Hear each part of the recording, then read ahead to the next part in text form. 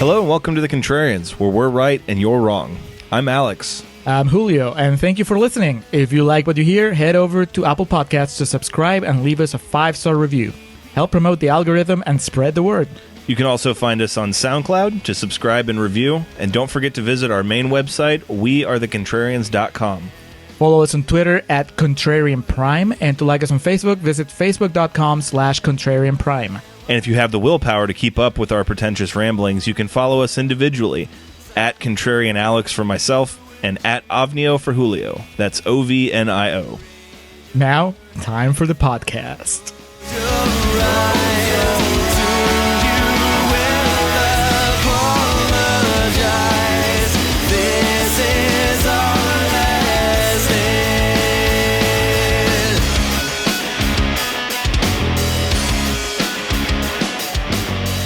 And we are recording for Contrarians Corner for Hancock.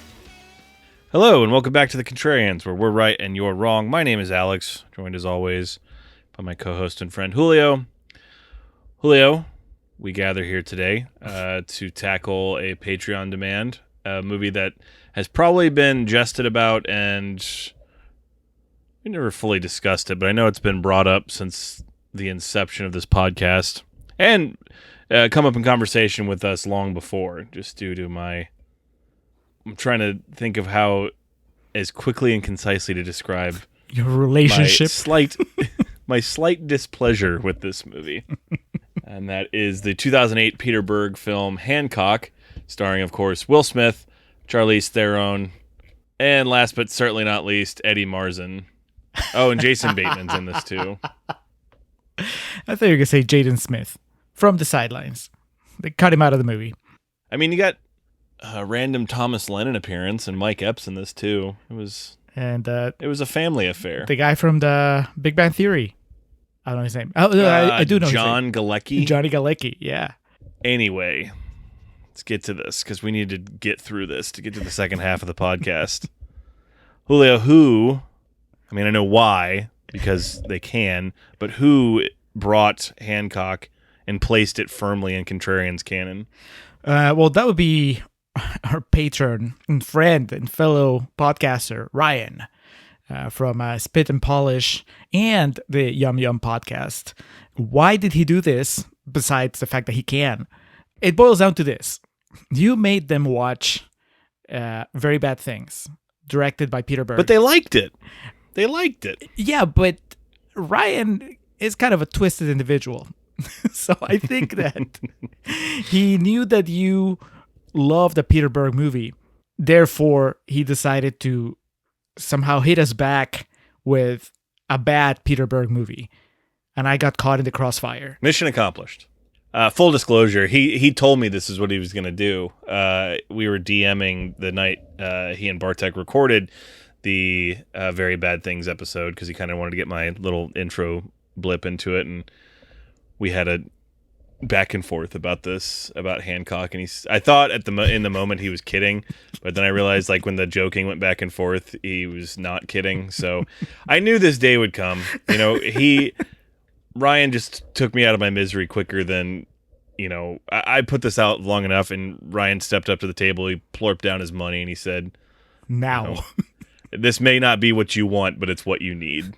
Well, it's also perfect timing. I mean, this is so the most positive read of Ryan's actions is that he saw that we were doing After Earth. And so what better way to bookend the month of August than with Hancock? Another controversial entry in Will Smith's filmography. Yep. I think it's off the beaten path in the same way that After Earth is off the beaten path. And that makes it worthy. It gives it extra value in Contrarian's canon. Yeah, whatever value there is to it.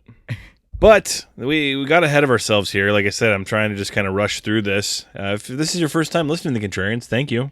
Thank you for listening. Thank you for checking this out and giving us a chance. To all our returning listeners, we appreciate y'all all the same. Give us a moment here while we explain what it is we do. Here on the Contrarians podcast, myself and Julio like to rage against the Rotten Tomatoes machine. We'll find a movie on Rotten Tomatoes that is highly rated, a lot of times accompanied with that copyrighted image of certified fresh. Yeah, we typically shoot for about 85% and above for our fresh episodes.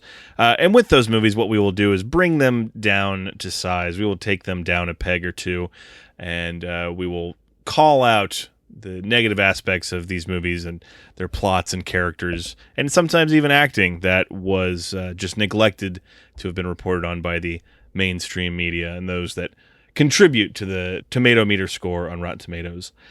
And then on the other side of that coin, what we'll do is find movies on Rotten Tomatoes that are rotten, those nasty green splotches. Usually we shoot for about 30% and below, being that this is a patron demand episode. We're willing to bend the rules on that just a little bit. And with those movies, what we'll do is we'll celebrate them. We'll find the positive merit, the revelations that these movies bring to us that the critics overlooked or just chose not to, bring to light. So being that Hancock is 41% on Rotten Tomatoes, a rotten movie here in this first half, we're going to shine it up and make it look real nice. Julio, with this introduction, I know a lot of listeners can already tell how I feel about this movie, but if they want to get our uncensored and just uninterrupted tangents on Hancock, they just need to hang around to the second half of the podcast. That's right. The second half of the podcast, aptly titled Real Talk, is when we get real. We stop pretending that we either like or hate a movie, and we just tell you how we really feel. You're right, Alex. I would be surprised if Real Talk is not all about how much you despise this Peter Berg movie, this Will Smith vehicle. But do you know how I feel about Hancock? I mean, I know we've joked about it before, but even if you did, you don't know how I feel about Hancock after rewatching it for the first time since it came out all those years ago. So, I don't know, maybe I like it. Maybe I really like it. When we get to Real Talk, maybe I'll double down on the positive stuff about it. Only one way for you to find out, only way for listeners to find out, and that's to stick around to the second half of the show. Yeah, you got me second guessing now. I don't know. I'm a superhero guy, Alex. I like the genre, and I appreciate when a filmmaker and an actor take chances. I don't know. We could go either way here. It's like that episode of Everyone Loves Raymond where Deborah and Ray recount their stories to Robert about like what happened earlier in the day, and it's, they both saying the same things but have wildly different interpretations of like the way it was delivered. I just imagine if this was a movie or a comedy, it would flash back to us in the office at Cinemark talking about this movie, and it's me just yelling about how awful it is, and you're like, I don't know, man. I thought it was okay.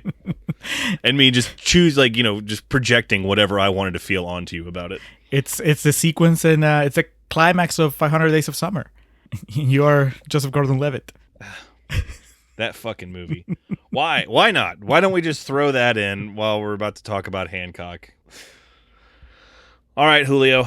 So we're here to discuss Hancock today. Peter Berg, Will Smith, Charlize Theron, Jason Bateman, the little boy from Rob Zombie's Halloween. I mean, the whole gang is here. As I said, 41% on Rotten Tomatoes. How'd you watch this bad boy, Julio? This bad boy was on Hulu. It was on Hulu. Yes, it was. Yeah, I watched a couple commercials before it started. Had to pause halfway through because one of the cats threw up on the bed. And then I resumed. I paused at the exact precise moment, the best moment to pause the movie, and we'll talk about it when we start recapping the plot. But basically, there is a break in the movie right in the middle where it becomes something else, and that's when I paused. It worked out. It's almost like the cat knew. I'll give you a break. Come clean some throw up. They knew it was time. Yeah, thankfully this was on Hulu, so got this out of the way. It looked fine. I watched it in pieces throughout my work day today, just kind of taking it one step at a time. Thankfully, and I texted you about this bad boy, I don't even think the actual action in the film reaches an hour and 30 minutes. I think it's an hour 32 with credits, so that the actual movie would be 127 or so.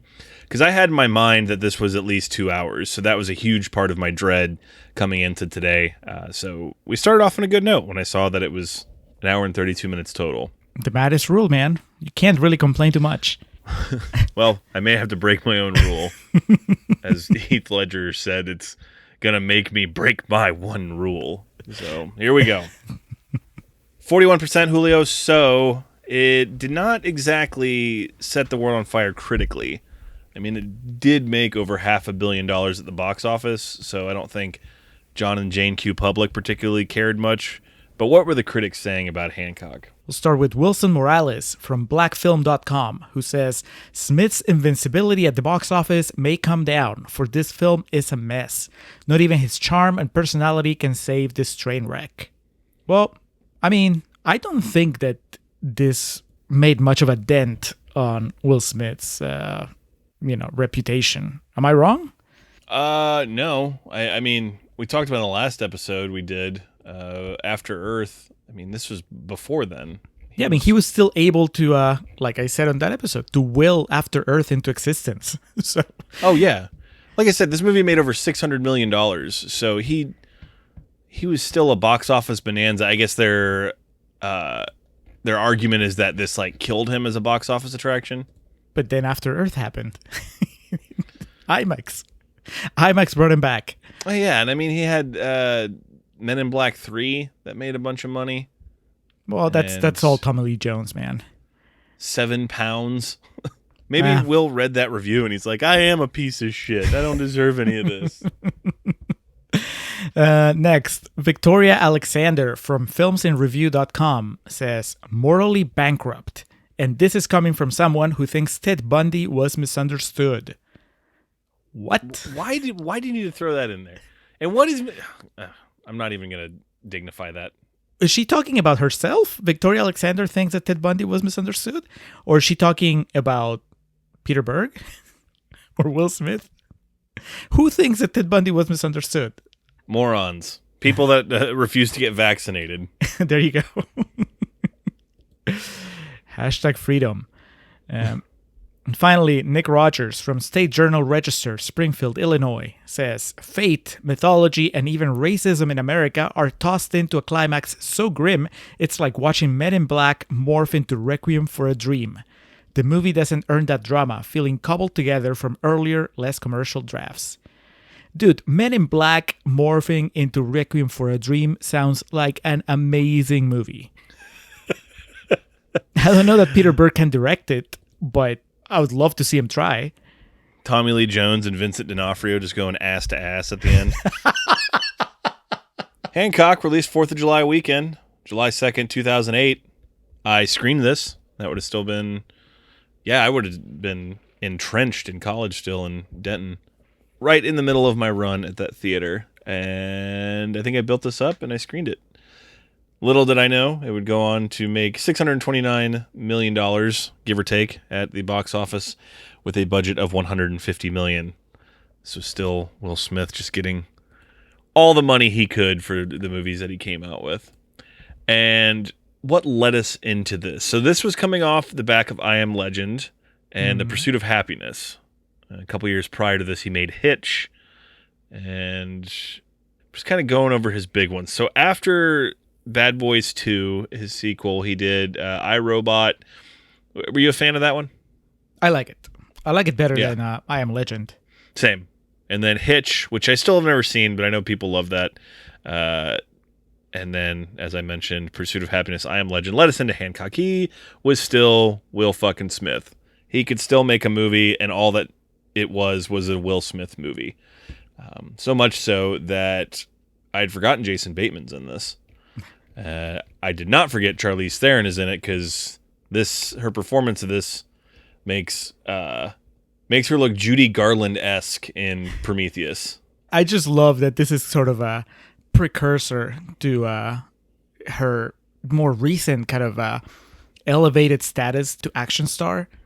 Like people are talking, like they watch Fury Road and they're like, oh my God, Charlize Theron in an action movie. That's amazing. How did we not see it before? I'm like, dude, it happened in Hancock. She kicks ass in this movie. She was in Hancock and Prometheus 3 times. She was in Reindeer Games. Well, I mean, there was a lot going on in Reindeer Games. I wouldn't blame anybody for just kind of forgetting that she was in it. I just want to meet one person that, like, you ever seen Reindeer Games? Oh, the Donnell Logue movie. I just want to hear one person say that. So I'm trying to set the table here. Will Smith was still Will effing Smith, and with him brought guaranteed dollar signs. I did not remember I Am Legend and this being in such quick succession, coming out just a hair over 6 months of each other.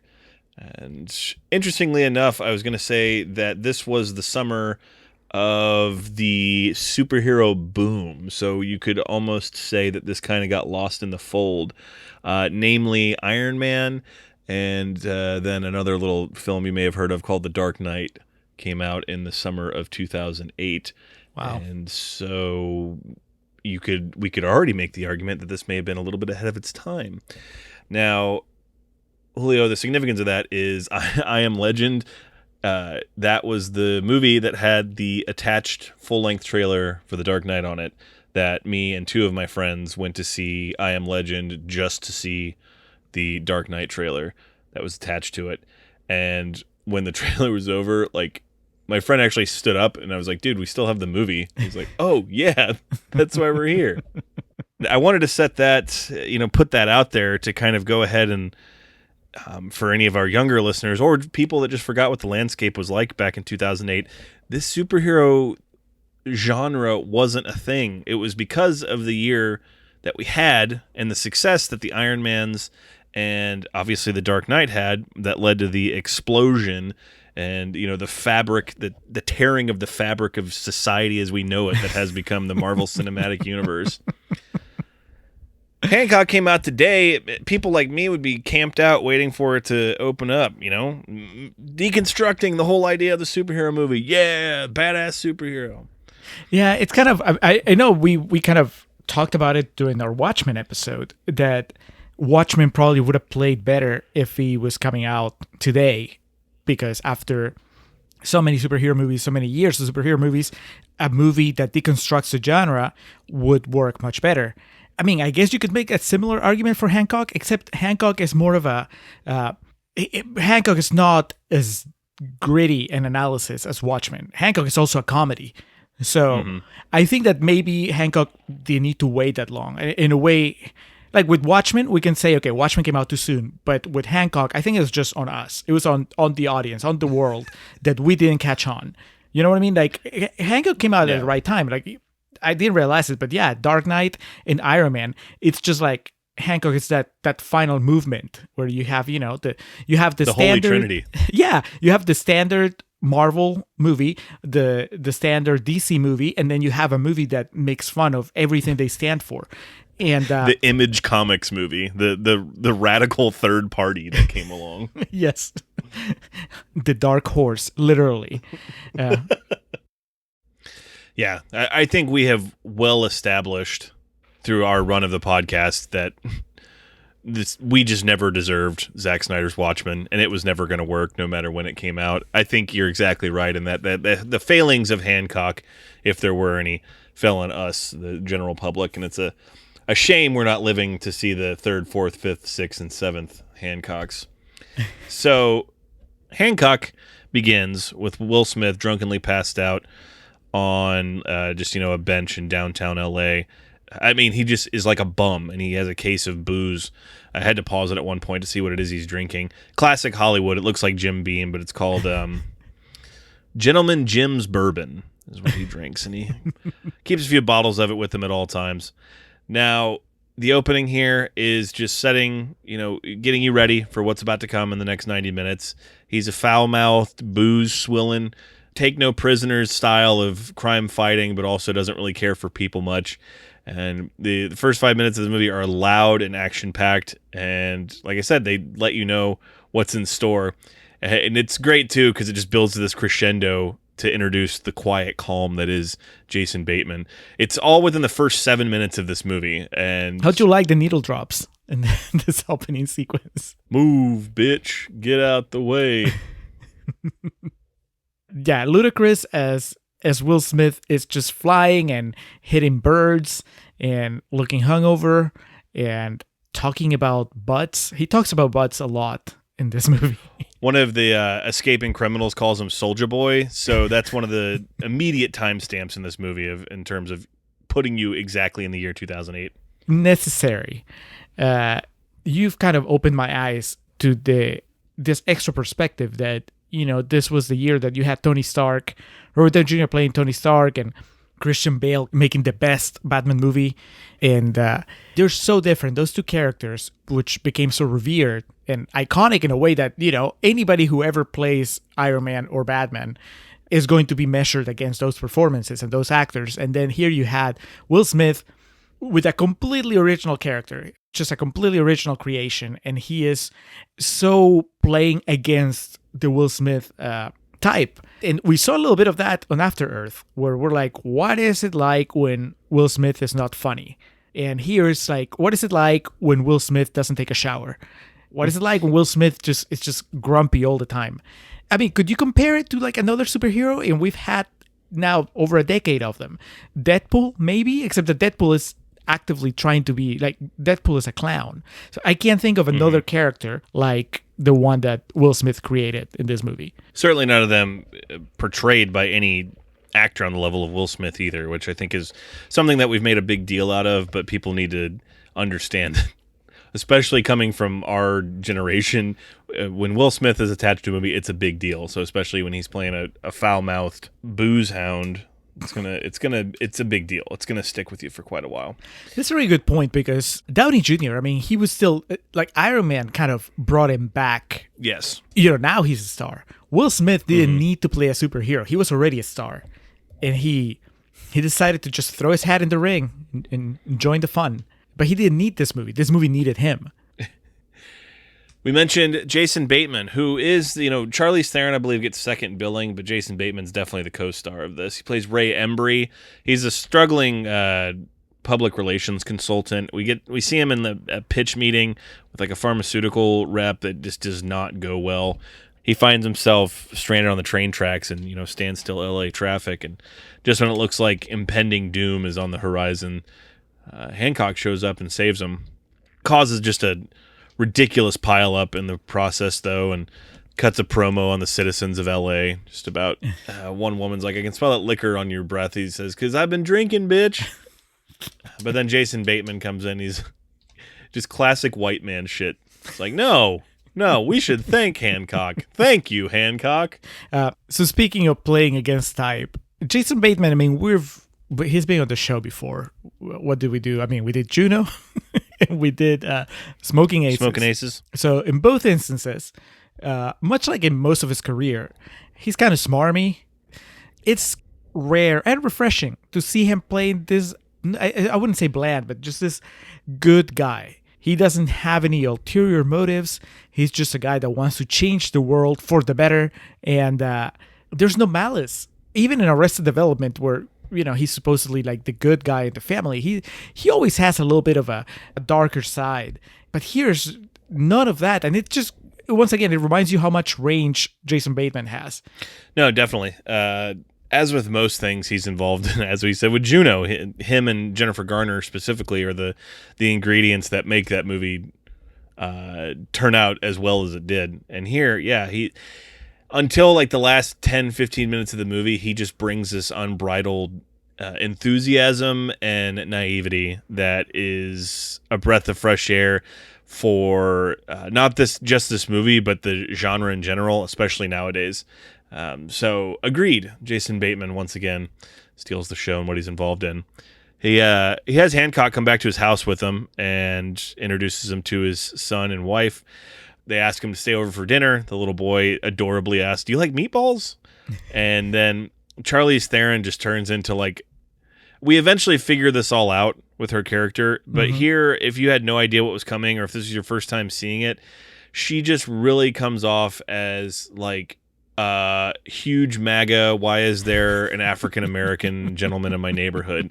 The way she's like keeping distance from him and staring at him like very accusatorily. It's, again, I couldn't really help but take note of how uncomfortable this was. There are some aspects of this movie that do not age very well, and I think they could have done a better job of setting up what was to come down the line than they did here. But I mean, to her credit, Charlize Theron was all in.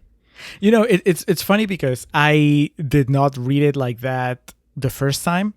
And even this time it took me a while, because here's my thing. And maybe it's because this time around, rewatching, I knew where everything was headed. But the one thing that we can't deny is that Peter Berg definitely makes you think that there's something going on, right? Like, you watch this and you're like, this is not normal behavior. To me, the way that Will Smith and Charlize Theron reacted to each other when they first met and then subsequently was just how two attractive people react when they are like near each other.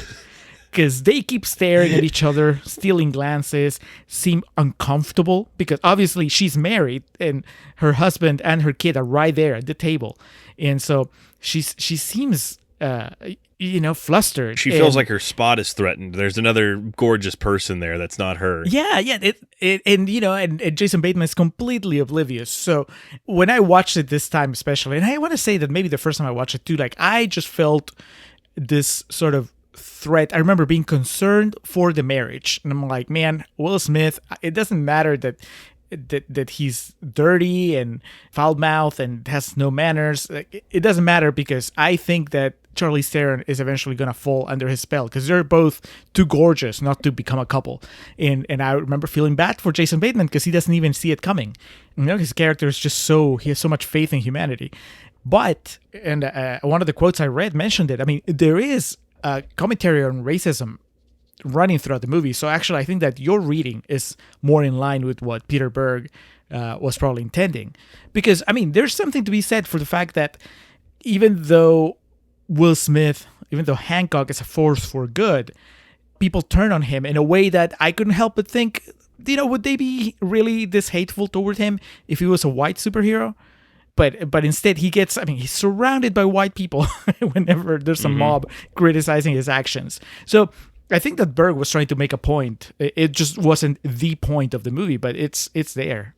So Ray did have an ulterior motive in asking Hancock over for dinner. He wants to help him rehab his image. I'm not entirely sure how this works, but he wants to help Hancock become more endeared by the public, and he just explains to him, hey, I do public relations. I make people, look better and help them with their public persona and ensuring that they're endeared by the public. It's not, he's a person, he's a superhero. It's not like he's selling merchandise, though. It's quite quizzical. It's a very noble undertaking by Jason Bateman, by Ray. Because I don't really see how he profits off this at all, but he's going to help this superhero rehab his image. Well, I can see it. And on both ends. One, even if there was no profit, I think that the movie by now has established that Jason Bateman, he's not in it for the money. He's in it to change the world. And I think that becoming fast friends with the most powerful being in the planet certainly can help you achieve that. It's like if Superman was real, wouldn't you want to be his PR guy, even if it doesn't make you any money? Because the side hustle that you get from that relationship is definitely worth it. That's a fair point. So Hancock's torn on the matter, but he's going to go back and meet with Ray at his home to see, what he's pitching and see if he's, if he wants to buy what he's selling, so to speak. When he arrives back there, he is confronted by a young Michael Myers. What is that kid's name? I know we had the hardest time pronouncing it. I think it's like Daig something or other. But anyway, the boy who played Michael Myers in Rob Zombie's 2007 Halloween, previously covered on the Contrarians. And his name is Michel, which he's, I guess, a French kid that lives in the neighborhood. He's been bullying the boy, Jason Bateman's little boy, Aaron. And Hancock becomes aware of this and goes there and he's like, hey, you need to be nice type thing. And Michael Myers is having none of it. It's Michael Myers. Calls him an asshole. I saw in the trivia section IMDb, it's like, of note, William Forsythe in Rob Zombie's Halloween says that Michael is going to grow up and become gay and start calling himself Michelle. In the movie Hancock, his character's name was Michelle. My thought was, he probably got paid a little more to be on screen with Will Smith as opposed to William Forsythe. I geeked out so hard, man, because I had forgotten. It's been a while since we did the Rob Zombie Halloween episode.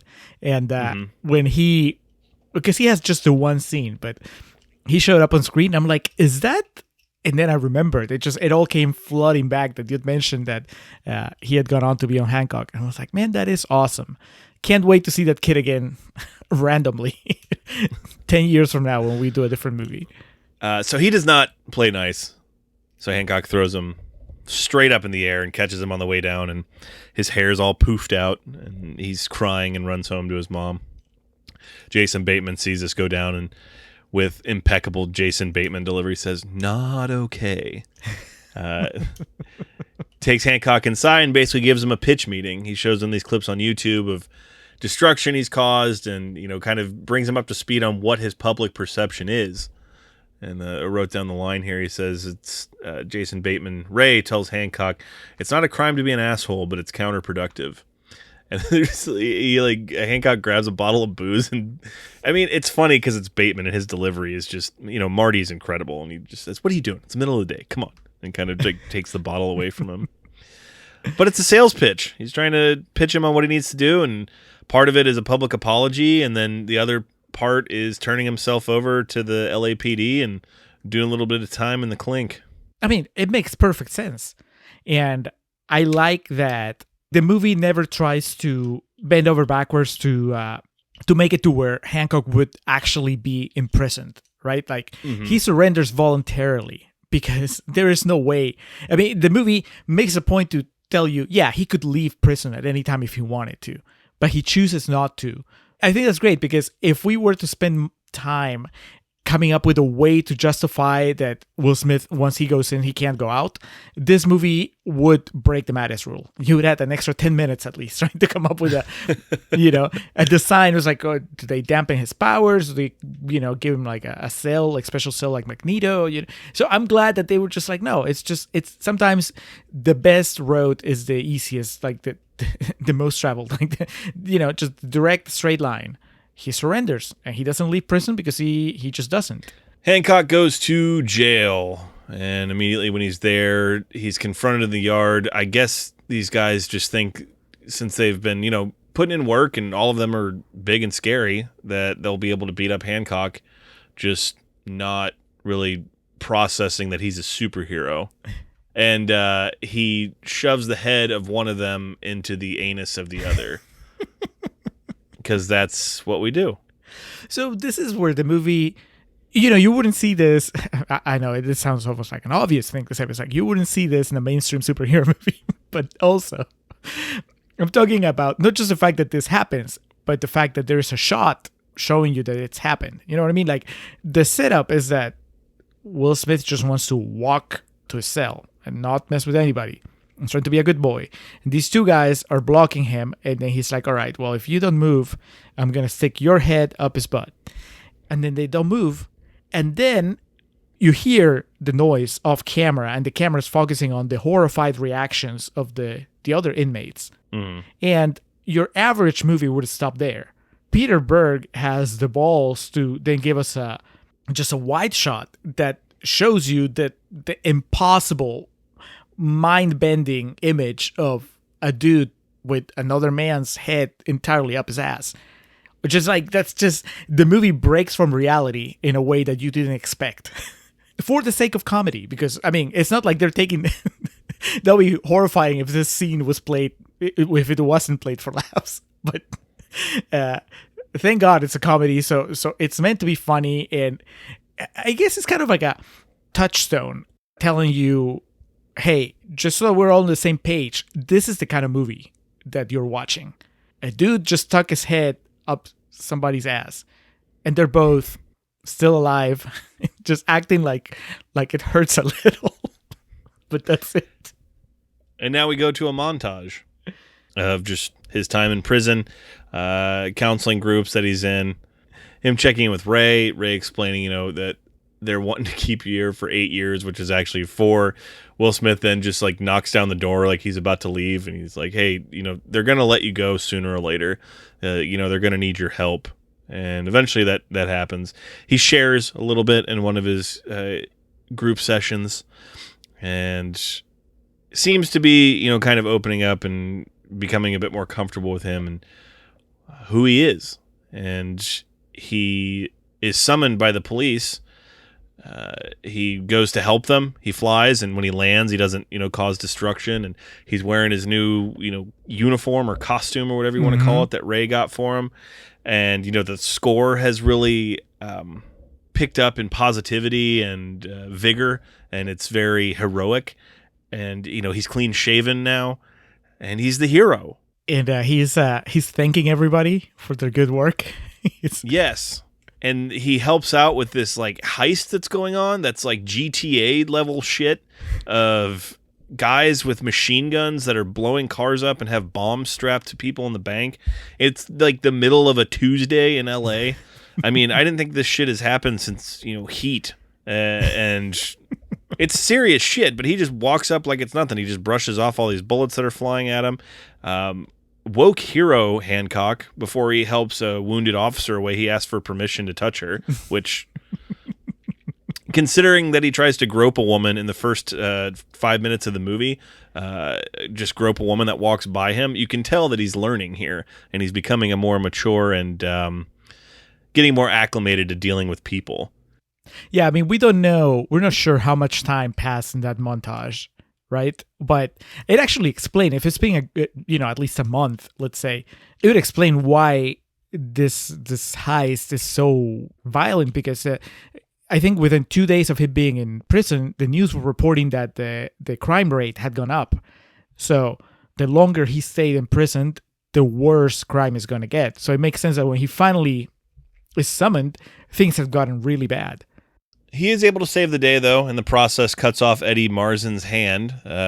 Kenneth Red Parker in this. He's the henchman, or he's the leader of these bank robbers. And yeah, Hancock slices his hand off and sends him to jail. And so now that guy just gets to stew on what's going on. This is where he's done. He won.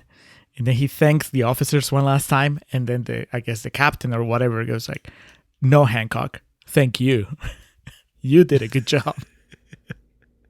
But he's an instant celebrity now. Everyone loves him. So Ray and Charlize Theron, Ray and Mary take him out to a nice dinner that night. A wild Thomas Lennon appears, and it's really, that's it. He just has his cameo. He's like, "Hey, it's me, Thomas Lennon." And they end up having dinner where we get Hancock's origin story, which is a real whopper. It's a real corker, Julio. Can you tell us what his origin story is? He doesn't remember. That's his origins. I loved it, man, because it's actually a twofer. Because before we get the Will Smith Hancock origin story, we get the meet cute story from when Jason Bateman met Charlize Theron, which is really the one that was kind of like gnawing at the back of my head, because it was like, how did this happen? Like, Bateman's a good-looking guy, but Charlize Theron is Charlize Theron, and he is not even devious Jason Bateman here, where you could have been like, oh, he manipulated the world in order for Charlize Theron to fall in love with him and then get married and everything. And the story is actually like pretty sweet. Apparently he was married to someone else, and his wife, that woman, died giving birth to his little boy, to Aaron. So he was a single dad walking the aisles of a grocery store just aimlessly trying to figure out what kind of diapers to buy, and then he ran into Charlize Theron, and she was like an angel that came to save him, and that's why he calls her Angel. That's his pet name for her.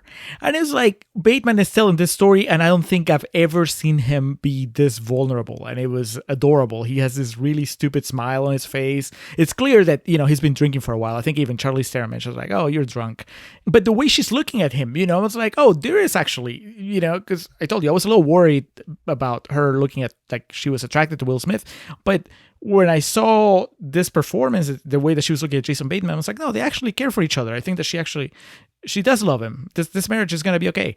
So that was part one. And then, then the transition to Hancock's origin story. And that is that he woke up one day in a hospital in Miami, and he didn't remember who he was.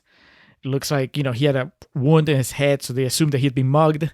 Mm-hmm. He didn't have anything. So when they checked him out, they're like, "We need your John Hancock here." And he signed John Hancock. And he thought that was his name, because he woke up and he was an idiot.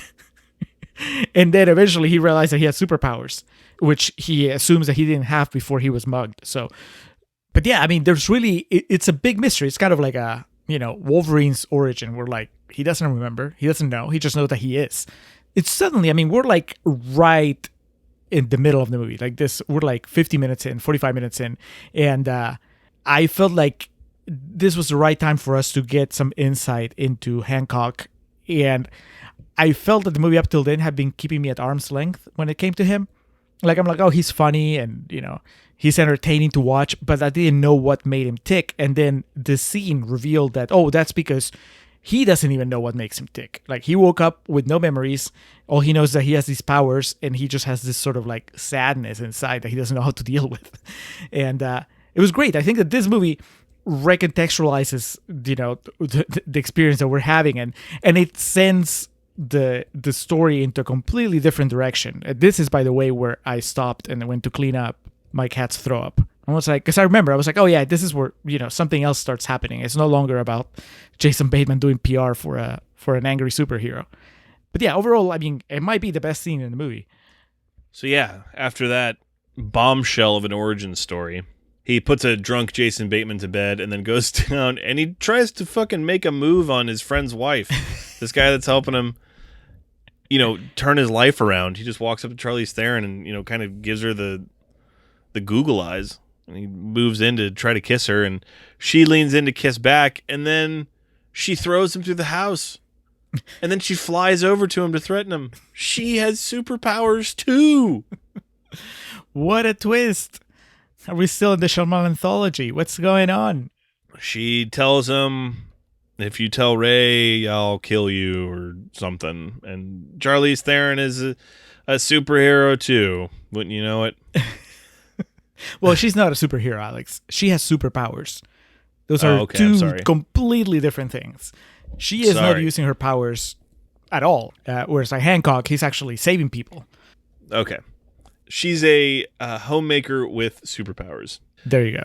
So Hancock wants to know what the fuck's going on. So he says, hey, meet at my place. He comes to the house the next day, and Ray's like, what happened to the house? She jokingly says, Hancock sneezed. And we get this comedic bit of Jason Bateman talking on the phone while Will Smith is trying to inflict physical damage on Charlize Theron, breaking shit over her head or trying to stab her, and the little serving fork bends. It's, all played for laughs. He wants to know what's going on, though. So he says, meet me at my place at 4, or whatever time he gives her.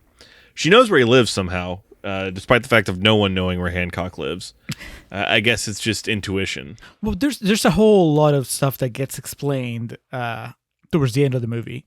She makes allusions to the fact that her and Hancock, they can't escape each other. That, somehow they find themselves attracted, to each other. Which is why, even though she's tried to leave him behind, he keeps reappearing. So I'm assuming that the same way that he's attracted to her, even unconsciously, she's also attracted to him in the way that, she can just find where he is if she wanted to. Fair point. But she is the bad guy now. She shows up, Julio, with her hair straightened, looking real sultry, has sunglasses on, and has her eye makeup all done up, and looks like fucking Natalie Portman in Black Swan. It's a different Charlize Theron than we were sold for the previous 40 minutes. She's not a mom. She is a goddess now. She's fucking Storm is what she is.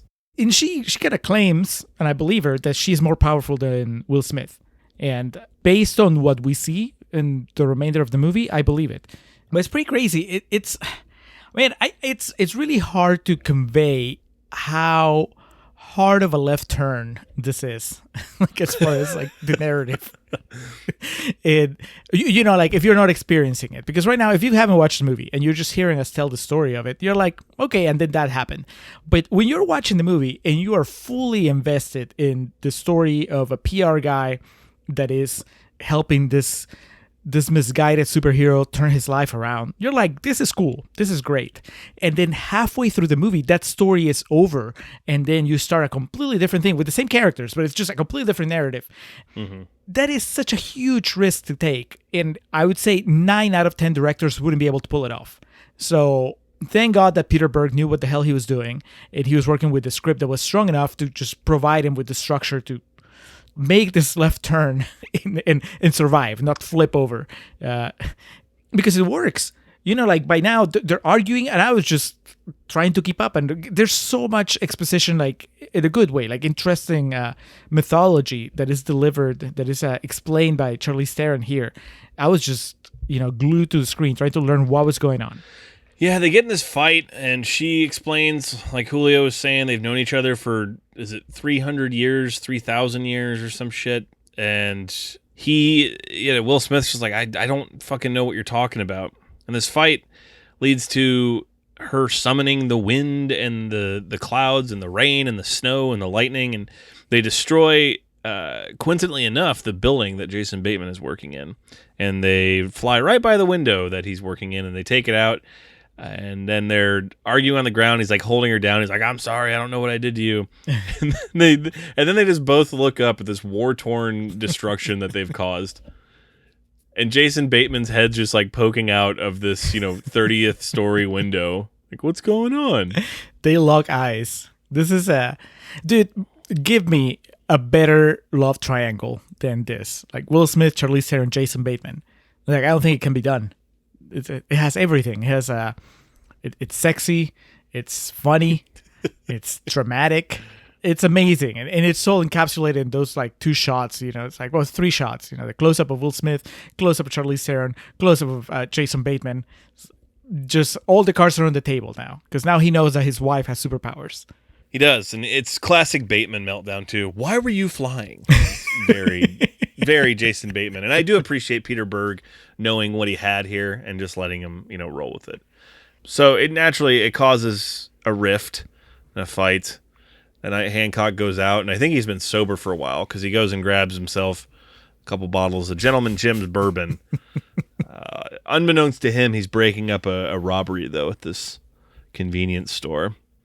And once he figures it out, he throws one of them through the wall and then throws a Zagnut bar at this guy who has a gun. And he throws the bar with such intensity and such velocity that it knocks this guy through the front window. And Will Smith, Hancock just tries to no-sell it like he usually does. But something's wrong because he looks down and he's got these two bullet holes that are leaking. He's no longer impervious. This is where they could have used the immortal line in Logan so this is what it's like. And just imagining Will Smith belt that out in this sequence would have been something else. They don't need that. They don't need that because Will Smith is such a good actor. He doesn't need to say it. He just has it on his face. They rush him to the hospital, man, which I honestly, I didn't remember any of this from the only other time that I watched this movie. So this was almost like watching it for the first time. I didn't remember that he got shot. I remember that they rushed him to the hospital. And by now, when they were having the three-way conversation with Bateman, Charlize Theron has revealed that Will Smith is actually her husband, or, was her husband once upon a time, because they're both immortal. Yeah. Which leads to Bateman saying like, oh, that's the kind of thing that you should mention on a first date. Yes. But it's pretty cool because, I didn't expect, this is the kind of thing that happens if you're talking about a superhero franchise. You don't take the hero's powers off like in the first movie. That happens in the second movie, third movie maybe. But Peter Berg was like, I'm going to fit everything in these 90 minutes. They're going to be like tight and punchy. So Hancock basically loses his powers for, the last bit of the movie. Yeah, and I had in my notes here, this would have been the Oscar scene for Best Original Screenplay, where Charlize Theron comes to his hospital bed and explains all this, that they've known each other forever, but the closer they get to each other, it depletes their powers. It's kind of like a, magnets type thing. Turn them around and they resist one another. The difference is here, the closer they get, the more their powers are resistant, and what it does is it basically just drains them of their abilities and strength.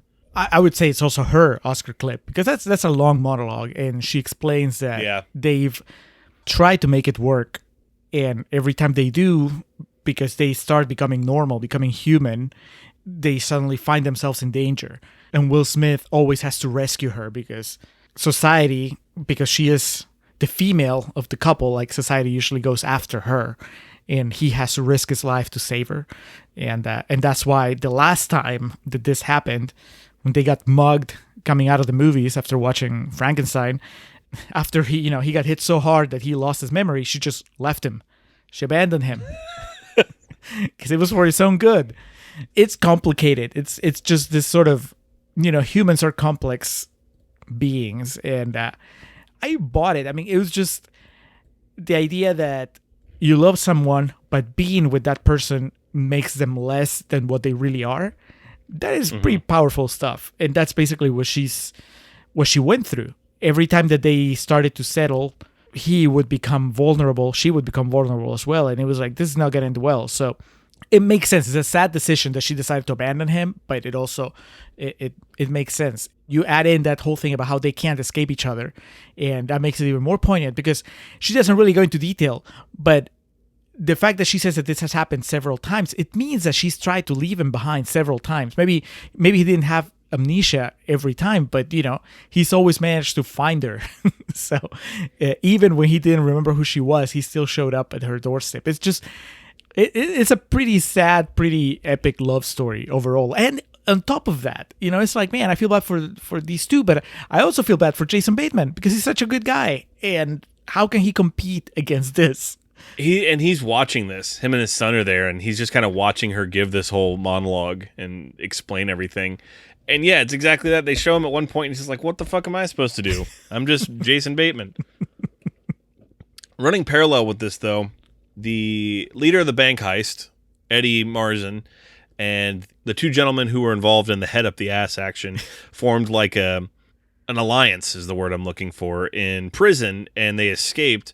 In blink and you miss it, because the only reason they escape is because they show it like in the background on a TV set, saying this guy escaped, and their only goal is to end Hancock. It's seriously that end the Office episode that ends with that close up on Roy's face where he says, "I am gonna kill Jim Halpert." That's like these three guys. They're just there to kill Hancock. And, they show up. It's like this episode of The Simpsons where Mr. Burns hires an assassin to kill Grandpa Simpson. And the guy fails on his first two attempts. And he's like, there is one last option, but it is delicate and precise as a well-played hand of chess.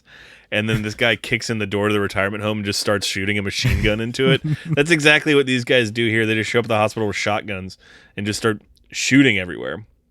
But Hancock is, determined to fight. He helps Ray and Aaron find shelter. How does Charlize get injured in all this? Because she gets strapped to a hospital bed. Well, she gets shot when they break into the room. That's right. Yeah, she's just right next to Hancock. She just gave her Oscar speech, and then she gets shot. She's not bad anymore. She's not a bad guy. She just wants him to get away. Right. Because, the longer they stay together or near each other, then the weaker they're both going to get. They're both going to lose their powers.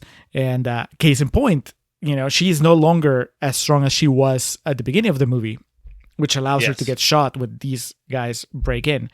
So it's crazy because, Peter Berg has established how powerful these guys, Charlize Theron and Will Smith, are. But now he has to find a way to make it to where Eddie Marzen and his other two guys are still a threat. And so the way that they explain it away, it's pretty genius, right? Well, if they're together, they're weakening each other. Therefore, they can be hurt.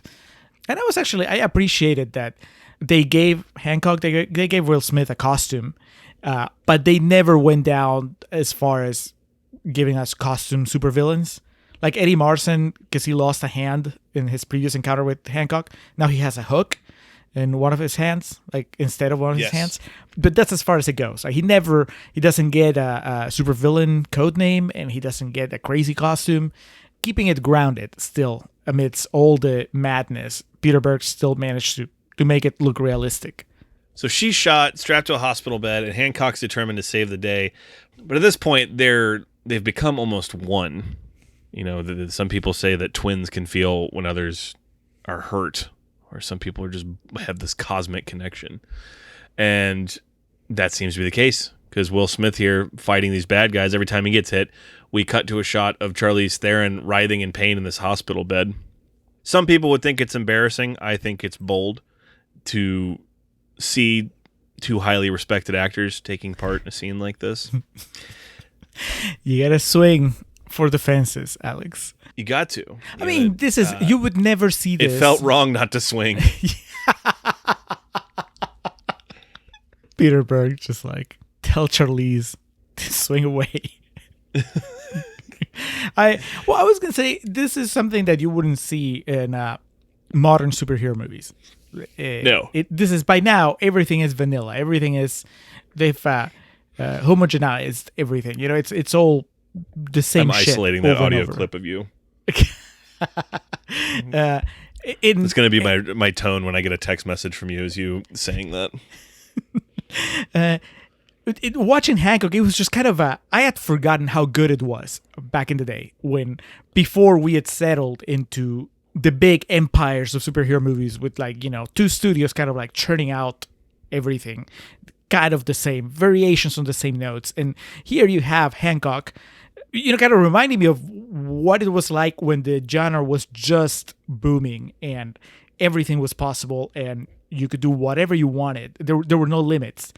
Like, Eddie Marsan would never be cast as the big villain in any of the superhero movies that we make now. Just that fact alone, the fact that they did that he was a big bad here. It's like Will Smith against Eddie Marsan. When would that happen? Ever? It all took me back to when superhero movies took chances.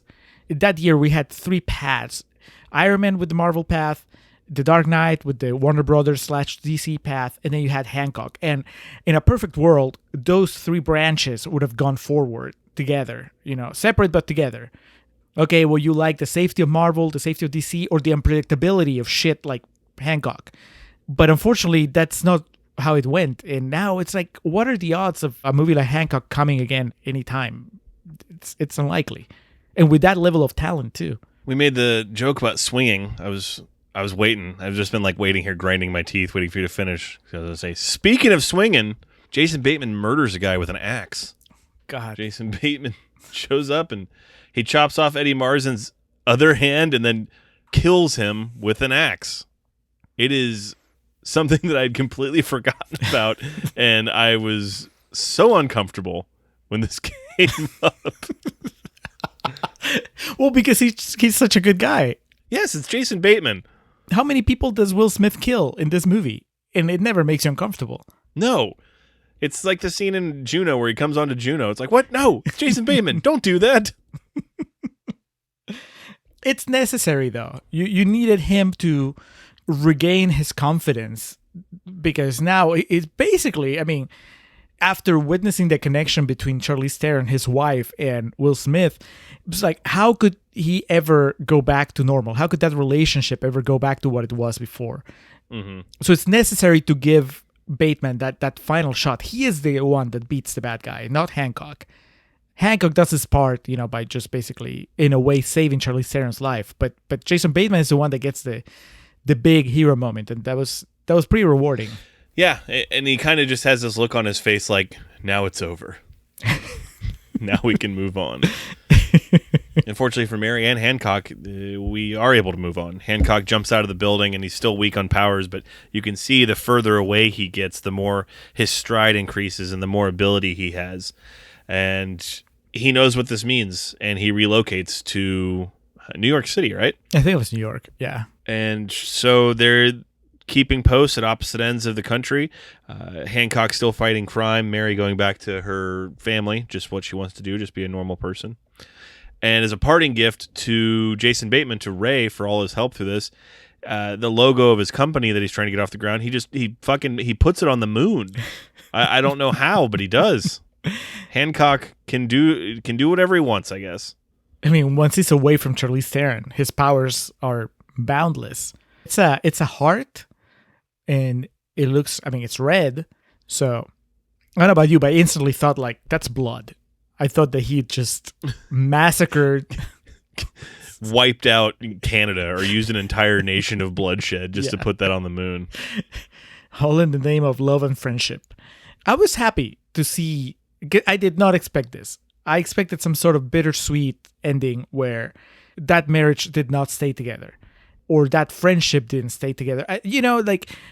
I was rooting for everybody to be happy, and I was surprised that by the end of the movie, everybody was happy. The friendship between Jason Bateman and Will Smith was still going strong. The marriage between Jason Bateman and Charlize Theron was still going strong. And Charlize Theron and Will Smith were like managed to get through all their shit and figure out a way to coexist. So for a movie that's as dark as this movie gets sometimes, and as, I guess, as cynical as it can be, for it to arrive at a happy ending that's actually believable, that was pretty impressive.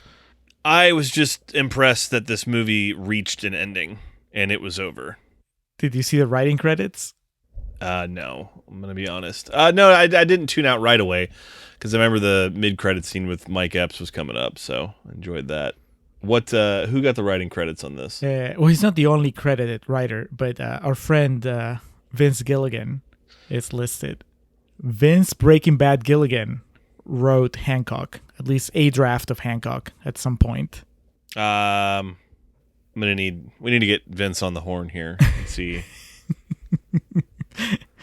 In his draft, Bryan Cranston was meant to play Hancock. We need to see how much of this was the After Earth syndrome of Will Smith just saying, yeah, your name can be on it, but I'm really going to do this. And I want my son to play Jason Bateman. That wouldn't have made sense. Jaden was No, that's what it made it so great. He's like, he's friends with someone who's 30 years younger than him. Julio, fuck this movie. And fuck you, Ryan, for making me watch this movie again. All right. That's the worst of the worst. Let's move on to real talk so we can get our feelings out on this movie. Because I have even more than the first time I watched it. And there's shit about this movie that ages so piss poor that it definitely will lead to discussion points. So, Julio, let's move along to real talk. Let's go to real talk. Oh, I get it. I put most of you in here.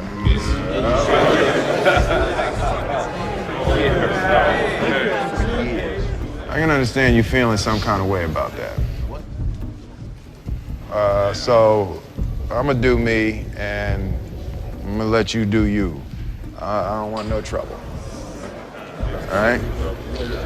Just wanna go to my cell. Excuse me. Excuse me, please.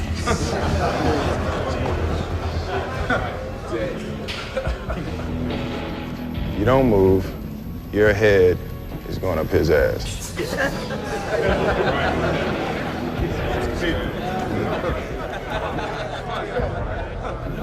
Y'all fellas sure you want to ride this train? Shoot you, asshole. And we are back. But before we get into real talk, it's time for PP, our patron pitch. This is where we let patrons know what they can expect in our patron feed. We also let non-patrons know what they're missing out on. This time around, we have quick video review requests from patron Sam Hurley from Movie Reviews in 20 Qs. Alex, you got homework and I got homework.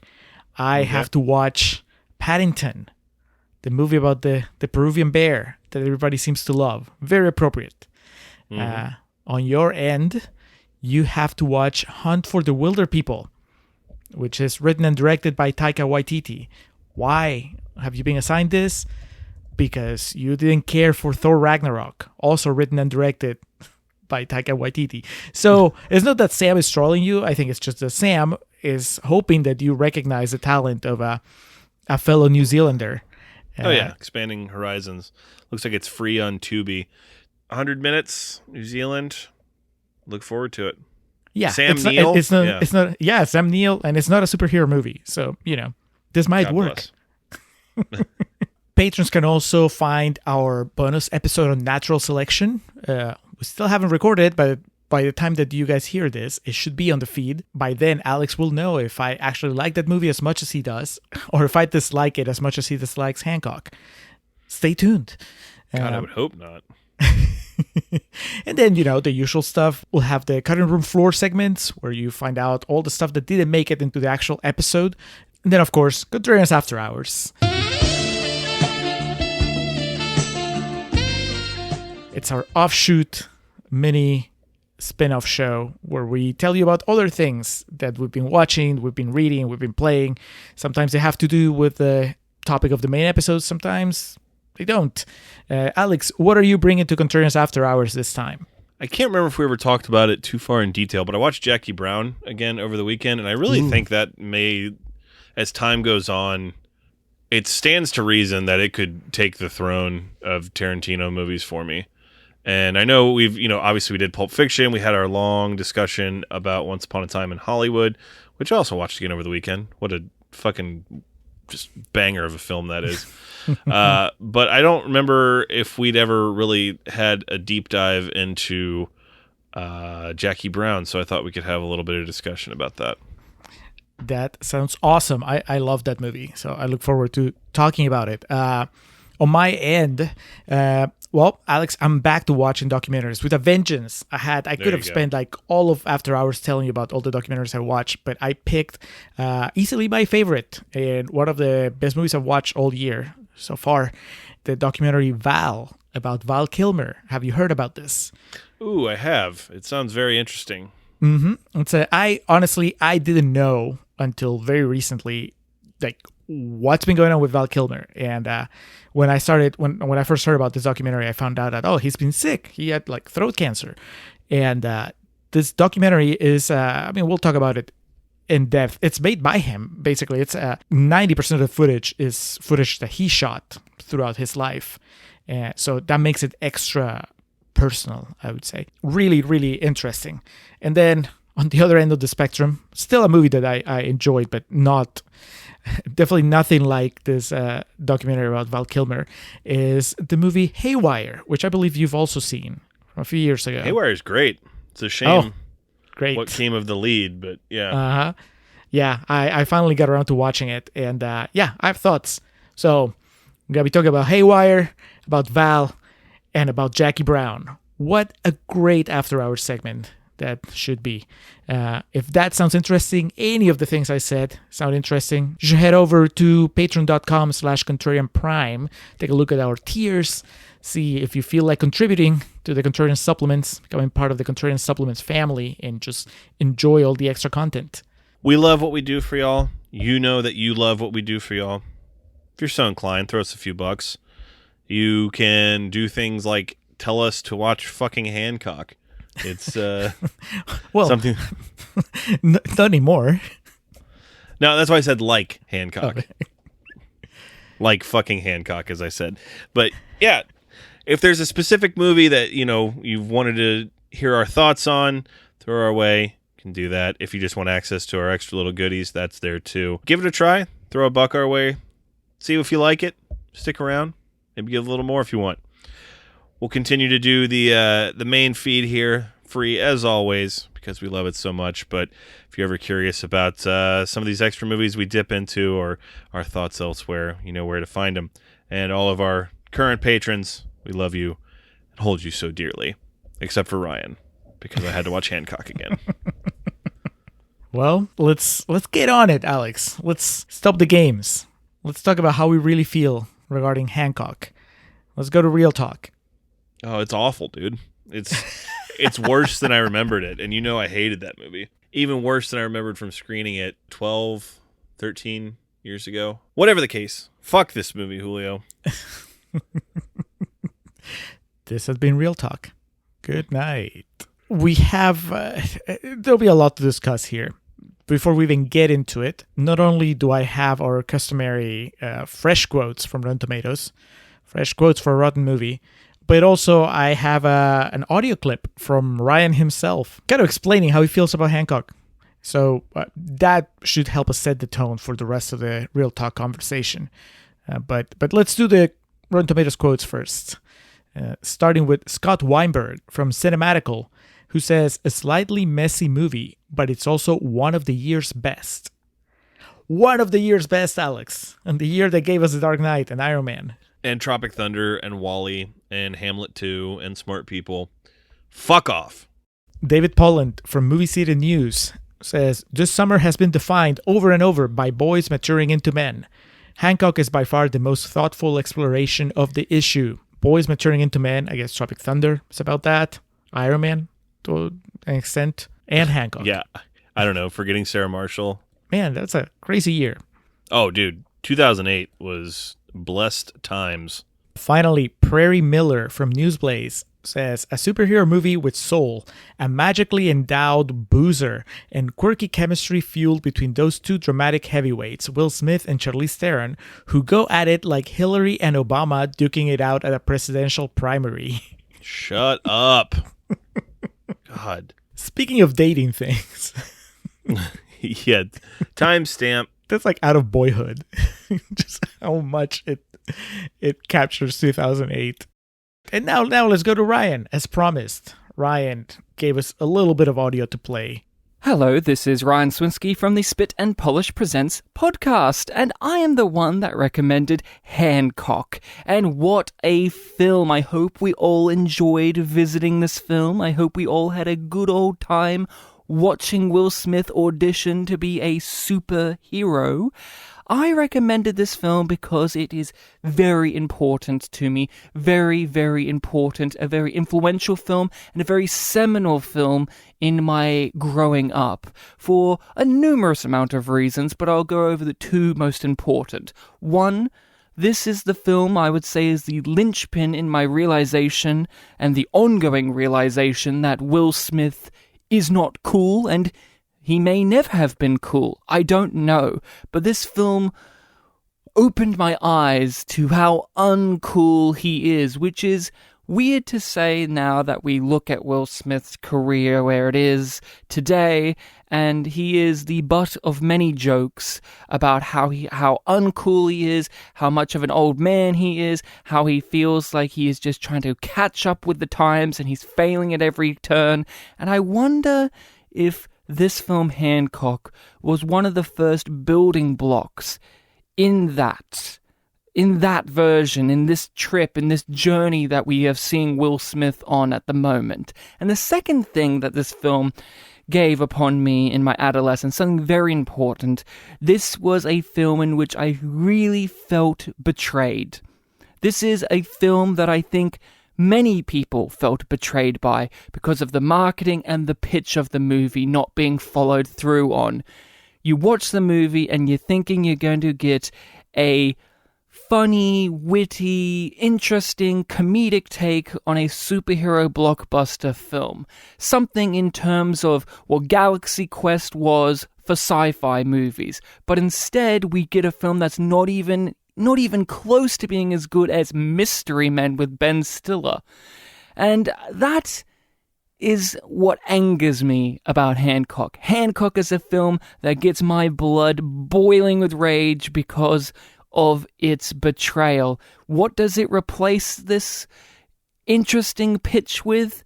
A forced, tired, magical realism romance story in which we must root for Will Smith to get with the girl, but we know he can't. This is my thoughts on Hancock, people. There's many things I could go over with it, but I'm sure the Contrarians will nail it down for you. Yes, we will. It's a lot to address regarding Ryan's thoughts, in addition to, I guess, the movie total. But he says Hancock angers him. You've said that you hate Hancock. Yes. On my end, I have to say, yeah, I'm right there with you guys. You dragged it out though. That was you definitely brought some theater to that. There was a really good dramatic pause there. I want to try to be like to find the positive in a serious way, not in the Contrarians Corner way, but I cannot deny that I actually, much like with Ryan, I was angry during the last 20 minutes of the movie or so. Like, I'd been writing notes and kind of chuckling and, making fun of the movie or whatever, but the turn, like that whole sequence in the hospital, I was actually getting angry as I was watching it. Like, I felt, I know this sounds super dramatic, but I felt it was just insulting my intelligence. And that made me mad. We'll get to it, but I think that maybe, the best place to start is with something that Ryan mentioned and something that maybe we even sort of touched on before we started Contrarians Corner, which is like, is Hancock the beginning of a slow decline for Will Smith, or was it just something that didn't work? And how do you feel about Will Smith right now? Because honestly, I was surprised as I was looking through his filmography to realize that I haven't watched a Will Smith movie in a while. It's not like they're not out there, you know. They're no longer must watches for me. No. They might still be good, but there's he kind of seems to have walked away from what I used to think of when I thought of Will Smith movies, which were like fun, entertaining blockbusters. And now I was looking at his filmography over, you know, the last 10 years or so, and it's just more of a serious dramas with the occasional, like, you know, small part in something else. And then there's the Suicide Squad. but overall, I mean, I don't know if I would call it a decline yet. I don't feel qualified to say that because I haven't seen most of those movies, but there's definitely a change. And there's like Will Smith at the time that he made Hancock versus Will Smith now. How do you feel about that? Yeah, to me, I Am Legend was kind of the one of like, and then Hancock solidified it. I thought Hancock was going to be like a return to form. And I don't know if a lot of people remember too, there was like for a while the word was it was going to be like an R-rated movie. Like Will Smith in Bad Boys is fucking hilarious. So Will Smith like with the cuffs off. Mm-hmm. Yeah, I agree with a lot of what Ryan said. I don't agree that Will Smith was never cool. That's also a kid that grew up in the 90s in America that watched Fresh Prince of Bel-Air a lot of the time and fucking Independence Day. But yeah, I mean, there's some truth to that. There's some validity to that too. Since Hancock, nope. I saw Anchorman 2. And yeah, I didn't even see Bad Boys for Life. No, I have not seen a single Will Smith vehicle since Hancock. So, except for After Earth a couple weeks ago. After Earth, yeah. Recently. But at no point since then has it ever felt like he was Will Smith back in the day with Independence Day, Bad Boys, Men in Black, Ali, and then like I mentioned iRobot earlier. I still like iRobot. Were you being sincere that you like that? Yes. Yeah. And okay. I don't hate I Am Legend, but I don't think it's a good movie the way that I Am Robot is a good movie. I Am Legend definitely looks like iRobot, not I Am Robot. I got you, brother. After Hancock, though, my opinion of I Am Legend immediately skyrocketed. I was like, that looks like the Truman Show compared to this shit. It killed Will Smith for me.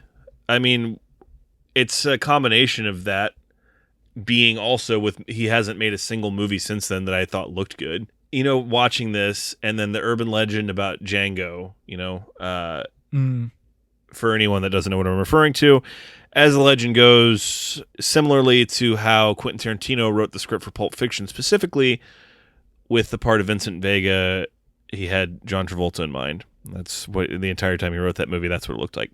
When he wrote Django Unchained, Will Smith is who he saw as Django the entire time. When it came to it and Will Smith was presented with the script, there are two paths you can take in the urban legend depending on what you want to believe. One was that Will Smith's people, his agent, or, you know, just the people around him, read the script and said, there's no way you can do this because it would kill his wholesome image or whatnot. And the other one, too, is that Will Smith read the script and realized that Django wasn't the hero and Django doesn't kill the bad guy in the end. And so he said no. Watching this movie and then looking at his filmography since, I have now come up with my own third possible outcome. I believe that Will Smith is in such a stratosphere of superstar, lives such a life that's removed from everything. And a lot of this, too, is coming off of what we learned about him with After Earth, that I don't think he has anyone around him that tells him what is good and what is bad. And then even moreover, I don't know if he cares. I think he might just want to make what he wants to make because he's going to make money off of it regardless. Again, to me, this movie is in a class of very few movies. Go ahead and put it on the table here. This is my least favorite movie we've done in the hundreds of movies that we've watched for this. Wow. I will watch Battlefield Earth. I will watch Geely. I will watch Showgirls. I will watch Christmas with the Cranks 5 times before I ever watch Hancock again. Those movies are very bad, but they, to steal Ryan's line, they do not make my blood boil like Hancock does. So, but getting back to my original point. Sir, I'm going to need you to pump the brakes. for a second. There's some pretty bold statements being issued from your Maybe not end 5 of the times. call. Maybe not 5 times. There is just finish. I need a moment to assimilate how much you dislike this movie. I think that he is in such a detached place that it doesn't really matter, and I'm not really sure if it sounds so stupid. You know, my fat ass sitting here in my room with all my wrestling figures and shit, criticizing Will Smith, who's one of the biggest stars ever. But there becomes a point in time where you are such a huge star and it's inevitable. You're going to detach from these things. And also, just like I said, I doubt he has anyone around him that tells him these things are good or bad, because he is not made, despite the fact that I haven't seen any of these movies, with the exception of maybe Suicide Squad. I don't remember really hearing about any of these doing too well in terms of critical reception or fan reception or whatnot. And I think this was his declaration of, I don't give a shit. I think this movie was his, like, I don't give a fuck what you expect of me or want from me, which again, that's huge dick energy right there. Being able to make something like this that just shows you don't give a shit, I respect that. But then actually watching this movie, it's just Brad Pitt's detachment from things because of just how big of a star he is and the movies he chooses to do. There's that route, and then there's the Will Smith route, I guess is what I'm trying to say. Coming off of like Ad Astra, which again did not do that well. It's a very divisive movie. You and I both love it, but you get to a certain point where you just get to pick and choose what you want to do because you're so big, and that's where Will Smith was with this. I do not fault Will Smith for the bigger issues with this movie, such as the marketing campaign, the just atrocious script. Yep. But at the end of the day, it's a Will Smith movie starring Will Smith with Will Smith. So it's gonna come down on him in some regard. That is kind of my starting point. It makes me angry. I don't know how to respond to someone who says that they like it, because it's like, oh, you like Hancock? Because guess what? That movie doesn't like you. That's kind of like what I think about it. It's one of those movies that almost has contempt for its audience. Not almost. It does. It thinks that we are dumb fucking pigs that come to the trough just to slop up whatever they put out. There are other issues. I think that's definitely the case in the last third of the movie, maybe. I don't know. I'm inclined to be more charitable towards everyone involved and kind of like just chuck it up at just every single element here, except maybe Jason Bateman. Like, you know, every single person involved in the project not being able to pull off what they needed to pull off. And that goes, you know, from the main star. There was nothing to Will pull Smith. off, though. If this was the script of the movie, there's no way this would work with anyone under any circumstances. Well, I'm including Vince Gilligan as the screenwriter and anybody else that was like involved in telling the story of a fucked up superhero that crosses paths with a PR guy that's the complete opposite of him in how they, you know, have an adventure together. Like, it doesn't make sense. How's he going to make money off that? How does that work? It's what I told you in Contrarians Corner. You don't see it in the movie, so it doesn't make sense. But to me, to become the right-hand man of the most powerful person on the planet, I mean, that is its own reward, you know. And from then, you just... It doesn't apply to this movie, so it doesn't matter. This movie doesn't make sense. I was more joking within the confines of the movie, but yeah, you're right. So being complimentary real quick, because I just was extremely negative. I did laugh out loud at something in this movie. Of course, it was Jason Bateman, and it was after that fucking stupid part of Will Smith shoving the guy's head up the other guy's butt. Yep. It cuts to them like in the phone booth, and Jason Bateman, did you stick a man's head up another man's ass? And you know, I can't do it justice. It's Jason Bateman has a gift, and we've discussed this before. I think specifically with Smokin' Aces, because it's very similar in that these lines he's given. 99% of people, they wouldn't be funny saying it. You know what I mean? It would just be very matter of fact, and that was that. But he has a gift to pull things off like that. And, you know, we talked about Ozark recently, too. And even in a dramatic sense, his delivery and just his body language. He's extremely talented and someone that I think he's an early one that we kind of outed as everyone loves him, but he's almost underrated in what he's able to do. And that boils down to some things as simple as just delivering one line.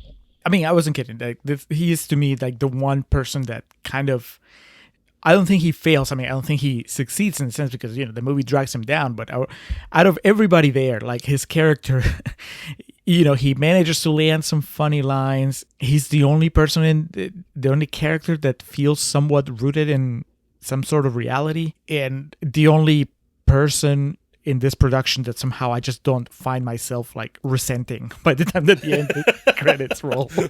Fucking Jason Bateman, always there to comfort me.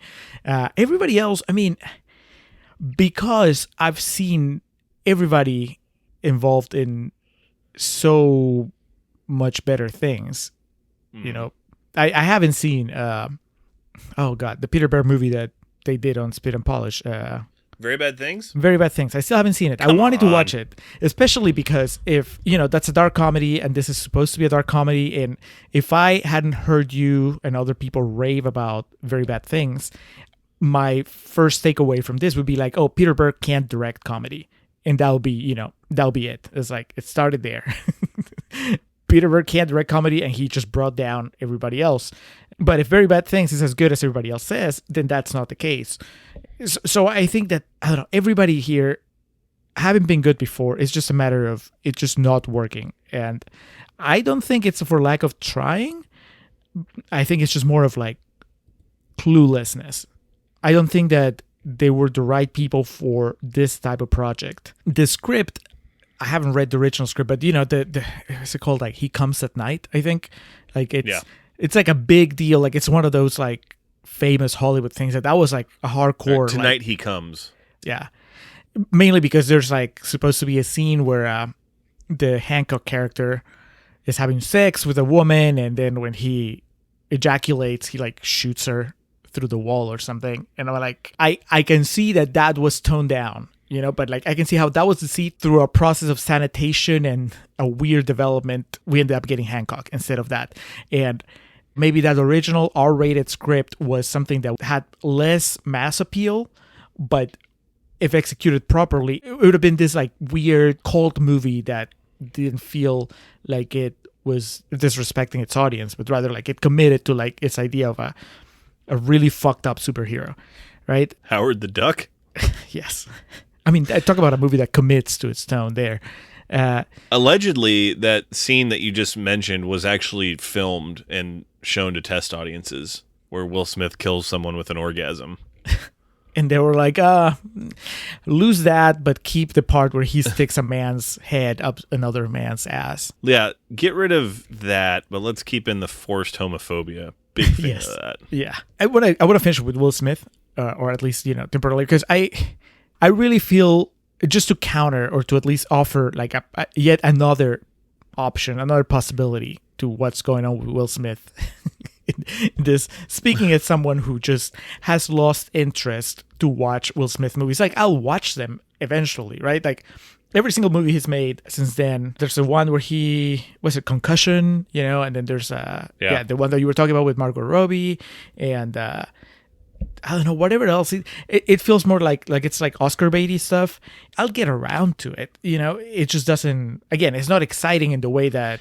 We keep forgetting about Aladdin also. Aladdin. Okay, so that's the last time I saw him in movies, and the movie is not good. I don't think that it was because of Will Smith.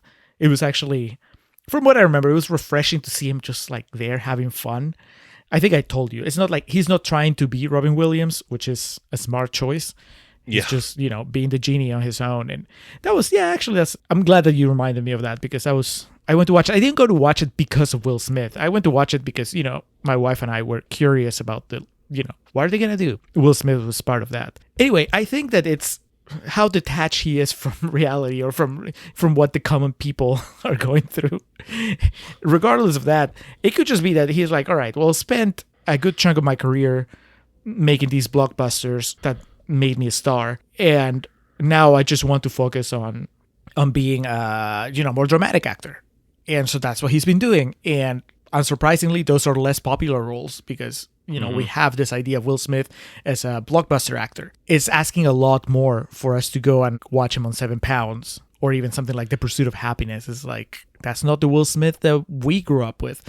It has nothing to do with the quality of the movies. It just has to do with the persona, that transition from blockbuster superstar to serious actor. It's tough. Well, I mean, he made Ali and got nominated for Best Actor shortly into his filmography. But. Yeah, but even then, I mean, he didn't stick with it. He you're right. He went back to like more blockbusters, and now he's just like, look, I'm in my. Do we figure out like he's 52 now? I think that's from the. Yeah. So he's like, I'm in my 50s, or he might be in like his mid 40s, 5 years ago or so, and he's like, I just want to do other stuff. It's the opposite of the Tom Cruise career, where it seems like as he's gotten older, he's doubled down on the whole, like, I'm going to be an action star. And it's like, when was the last time that you saw Tom Cruise take on a role that was not action driven? And that's fine. It's exactly the reverse of that. Telling kids today about, man, Jerry Maguire. You ever seen that? Exactly. Like, what's his name in... Was it a Mission Impossible? Is it Ethan Hunt? Is that what he goes by in Mission Impossible? Uh-huh. Yeah. Yeah. Yeah, it's like Ethan Hunt, but he's being serious. He like cries in one scene. It's fucking crazy. So maybe it's not a bad thing in the sense that like, oh, poor Will Smith, because it's like the Ryan take makes it sound like Will Smith was a victim of, we all thought he was cool and then we all realized he wasn't cool and now he's stuck making uncool movies. No, I don't agree with that. Yeah, and I don't feel sorry for Will Smith. That motherfucker's worth like $500 million. I don't. There's nothing I feel bad about for him. He's also a Scientologist, so maybe that played into his accepting of this film. That's a possibility. But then kind of like what you were saying, it makes it sound like he just makes what he wants and he doesn't really care how it comes across, because he's like, I'm Will Smith, so I just do whatever I feel like doing. And I'm kind of like in the middle. I think that when he makes these movies that he's been making for the past 10 years, he's well aware that it's like, they're not going to be popular. But I agree with you. He's like, I can afford to do it. I'm Will Smith. I can do whatever I want. And I'm going to do it because now I feel like being a dramatic actor. Not so much because he's making these movies and he doesn't realize how they're going to play or how they affect his persona. I think that he strikes me as a guy that still, like, he's very aware of what's, how he comes across. And I think that if Will Smith wanted to return to, blockbusters, he could have chosen to be on the next Suicide Squad, the one that just came out. And it would have been great. It would have made probably even more money. I don't think he's as out of touch with reality. I think that he certainly lives on another level as far as, the choices that he makes, the opportunities that he's being afforded. But this striking contrast between Will Smith in the second decade of the new millennium versus Will Smith before that, I think I lean towards believing that it's a very voluntary, a very conscious choice on his part. And he knows exactly what he's doing. It has nothing to do with talent. I think it has to do with just a preference. Now, as far as Hancock, I do think that I think his performance is terrible. Yeah, I think it's out of his wheelhouse. Both he and Charlize Theron are clearly talented actors, so I don't want it to seem like they universally suck. That scene where he's getting shot and she's reacting to it is like, you use the word cringe to describe that. Embarrassing is a bit dramatic of a term, but it really was. I had to turn away from the screen. It was just so brutal to watch. I think Will Smith has the worst performance in this movie, which is crazy to say that. I think that bold claim. Yeah, well, he walks around with this just permanent grimace, and I guess that's supposed to be funny. That's supposed to, like, his depiction of a superhero that is grim and gritty and just kind of crass and whatever is just so basic, and he's a better actor than that. But the way that he delivers his lines, the way that his body language is just so, it's like acting 101. It's just like he's not bringing anything to the what the script already like threw out there. I don't know. I was surprised by how unengaging it was watching it now. And I was like, it took me a while to process too. I'm like, is Will Smith really just not doing it for me? Because on After Earth, we actually single him out as being the best part of the movie. Even having a muted character that was only there for like a third of the runtime, we're like, oh, Will Smith, when he's not there, you miss him. And here, it was just like, he's not funny. His comic timing is off. The way that he mumbles his lines, it's just, it doesn't work for me on any level. And so that's a big problem. And then the script is terrible. I mean, that kind of leads us to Ryan's second point, which was like, that sense of betrayal. And I mean, I guess I remember the marketing for it because they market to you the first half of the movie. Yeah, there's like barely anything of him in like that costume or whatever, and there's like one shot of Charlize Theron looking menacing, but it's not, that movie was not advertised as Will Smith versus Charlize Theron in a battle of superpowers. Before we move on to that, yeah, that's a good segue, but I just wanted to call out real quick too that Will Smith's, it falls a lot on the script obviously, but there's just so much dumb shit in it of like, that when he helps the police and then they take him out and they're like taking pictures and he's doing like he doesn't know how to smile despite the fact that we've already seen him smile in the movie up until that point. Yep. It's awful. His performance as a person who, I guess we find out at first you don't know why he acts the way he acts. At first it feels like just like he's not acting like a real person. You're like, oh, he's just acting like somebody on like a comedy skit. Yeah. There's nothing behind the joke. And then when you get to the big reveal halfway through the movie, it's like, oh, well, he suffered an accident. And now he has amnesia. And so in a way, that's supposed to explain why his social skills are so underdeveloped. But at the same time, he said that happened like 80 years ago. So you're telling me that in 80 years, he hasn't learned like basic social cues. He seems to have trouble like recognizing the most basic patterns when it comes to just social interaction. And I understand that he's meant to be drunk and he's meant to just not care, but I just never bought it. And that's on the script. It's also his performance. I mean, he's Will Smith. He had the power to say like, no, I actually think that this character would do this, but he went with it. Hancock's duties range from like helping someone get out of their car to ending like a mob movie type bank robbery situation that you would see in like the old days. And it's like, is this some dystopian version of LA where, he helps put a beached whale back in the ocean, but also has to stop these guys with rocket launchers from fucking robbing a bank downtown? It's so bad. And then, so moving on to the script, like you were saying, does it feel to you like there was probably a much longer cut of this that they just had to condense? Because this feels like a 2.5 hour movie jammed into 90 minutes. To me, it feels like two separate movies. Yeah. There's the movie that they sold you in the trailer. And the movie. So when Ryan talks about betrayal, I don't remember so much of the betrayal of like, oh, this was the trailer, and then I got this movie when I watched it. It was more like, oh, I'm watching this movie, and then halfway through, it changes into something else, and it's not good. It wasn't great. That's the thing, like, it doesn't even flow. It just completely changes as a movie. Mm-hmm.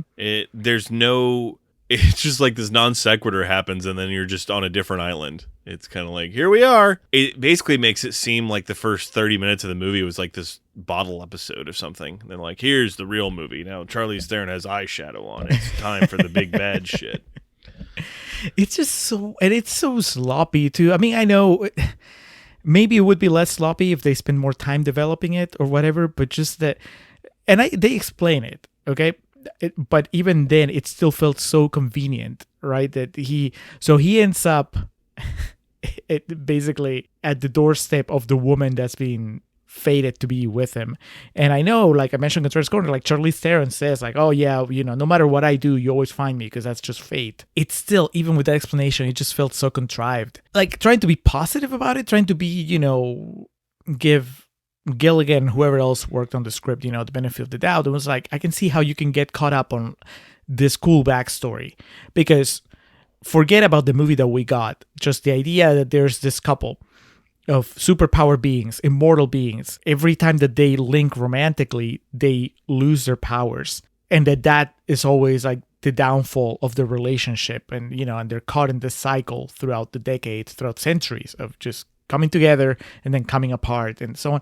Like there's something to that, but to somehow develop that story into Hancock, like that doesn't make any sense, like Yeah.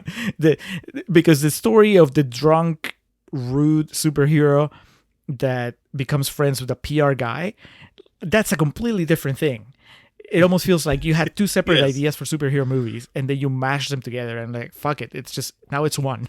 I wanted the first half for me, it's superior. It's not good, but I enjoy a lot more. But yes, of course. The first half's interesting. Yeah, there's something to that idea with all its flaws. There's something to Jason Bateman just training Will Smith in how to be a superhero, like a superhero that people will love. I'm like, I understand that, easy to catch. To clarify, like you said, it's not good, but it's interesting. Exactly, it's not good, but I'm like, it's not that the second part confused me. I mean, it confused me as in like, why are you doing this? But not in the the rules of the world. Like I understood them. I was just like, why are you doing this? But it's a good elevator pitch, and there's some fun. Like I enjoyed the montage of like Jason Bateman coaching Will Smith. Like you can sense the potential. You're just like waiting for it to come to fruition. The second half is not that, and it's just so weird to just see it morph into this weird story. And again, there is something to the idea of a love triangle between two superpower beings and like the schmuck without powers that's caught between them. It's like but they don't develop that well, and where it really gets under my skin, that the part that really made me mad and where I felt insulted was that when you get to the climax at the hospital, that's where I felt that they stopped giving a shit, and they're like, we don't care about anything we've established. Hancock goes from being almost dead at the hospital after being shot, but then suddenly, even though Charlize Theron is like literally next to him, he gets his powers back enough to still break walls and beat up two of the guys that are attacking them. That doesn't make any sense. Like the rules that they've established don't allow for that. And just to see them disregard that so easily just for the sake of like, well, we brought ourselves into this corner and we need to get out of it somehow. Make Jason Bateman kill someone with an axe. Yeah, I mean, at that point, just like nothing matters. Like they've never established until that embarrassing sequence with they're both Will Smith and Charlize Theron are like linked together and experiencing each other's pain. Like they haven't established that sort of connection before, and yet they just drop it there, and we're supposed to just take it because why the fuck not? I mean, they're just doing whatever they want at that point. Like Charlize Theron hasn't weakened at all. She's been shown to be like even stronger than Will Smith. But then suddenly she can get shot because, that's just what needs to happen. She gets shot and then suddenly he who's been weak becomes strong again. What? How? Why? But he becomes strong again only until the script needs him to be weak again so that Eddie Marsan can like shoot him again and almost kill him. Nothing makes any sense. That's where I felt that there was just a lack of respect for the audience. It was like, I put up with all your bullshit. The least you could do is be consistent about the world you've created. And they couldn't even do that. That's what made me mad. That's the one thing that I can't be charitable about.